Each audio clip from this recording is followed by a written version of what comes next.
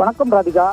அதாவது வருசநாடு மேகமலை பகுதியில் சுற்றுச்சூழல் பாதிக்கப்படுவதாக டெல்லியில் உள்ள உச்சநீதிமன்றத்தில் ஜான் கென்னடி என்பவர் வழக்கு தொடர்ந்தார். இதனைத் தொடர்ந்து அந்த மேகமலை அதன் சுற்றி உள்ள பகுதிகளில் செயல்பட்டு வந்த ரிசார்ட்டுகள் மற்றும் ஹோட்டல்களை வருவாய்த்துறையினர் மூடி சீல் வைத்தனர். அதன் தொடர்ந்து கடந்த 8ஆம் தேதி தேனி மாவட்ட ஆட்சியர் அலுவலகம் முன்பாக 98 கிராமங்களைச் சேர்ந்த பொதுமக்கள் ஒன்று திரண்டு இந்த பகுதியில் உள்ள பொதுமக்களை அப்புறப்படுத்தக்கூடாது என மாபெரும் ஆர்ப்பாட்டம் நடைபெற்றது.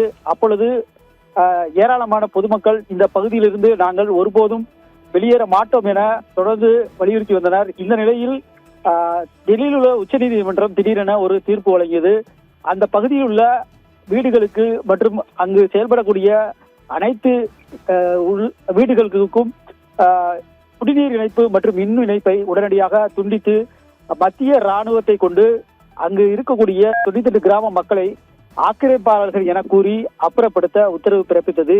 இந்த நிலையில் தொடர்ந்து அரசு நாங்கள் ஒருபோதும் அந்த பகுதியில் உள்ள மக்களை அப்புறப்படுத்த மாட்டோம் என தெரிவித்திருந்தனர். குறிப்பாக தமிழக வெற்றி கழக அரசு அதன் அமைச்சர்கள், பொறுப்பு அமைச்சர் தேனி பொறுப்பு அமைச்சர் நிர்மல்குமார் தெரிவித்திருந்தார். மேலும் கம்பம் சட்டமன்ற உறுப்பினர், ஆண்டிப்பட்டி சட்டமன்ற உறுப்பினர் போன்றவர்கள் இந்த பகுதியில் உள்ள மக்களை அப்புறப்படுத்த ஒருபோதும் நாங்கள் அனுமதிக்க மாட்டோம், நாங்கள் சீராய்வு மனு டெல்லியில் உள்ள உச்சநீதிமன்றத்தில் மனு தாக்கல் செய்வோம் என சொல்லியிருந்தனர். ஆனால் இதுவரை டெல்லியில் உள்ள உச்சநீதிமன்றத்தில் தமிழக அரசின் சார்பில் சீராய்வு மனு தாக்கல் செய்யப்படவில்லை.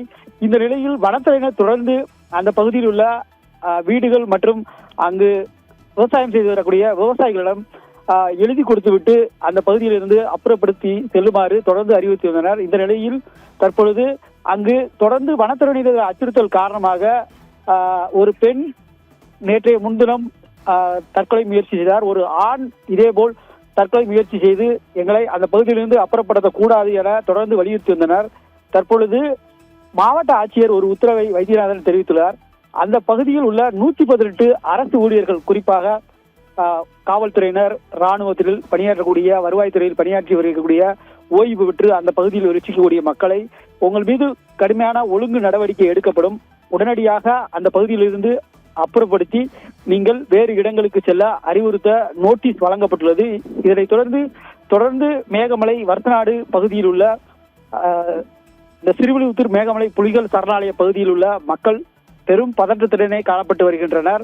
தொடர்ந்து தற்பொழுது அந்த பகுதியில் ஆக்கிரமிப்பாளர்கள் என கூறி அந்த வனப்பகுதியில் விவசாயம் செய்து வந்த விவசாயிகளுடைய மரங்கள் தொடர்ந்து வனத்துறையினரால் வெட்டப்பட்டு வருகிறது. எனவே தொடர்ந்து இந்த பகுதியில் வசிக்கக்கூடிய மக்கள் பெரும் பதற்றத்துடனே காணப்பட்டு வருகின்றனர்.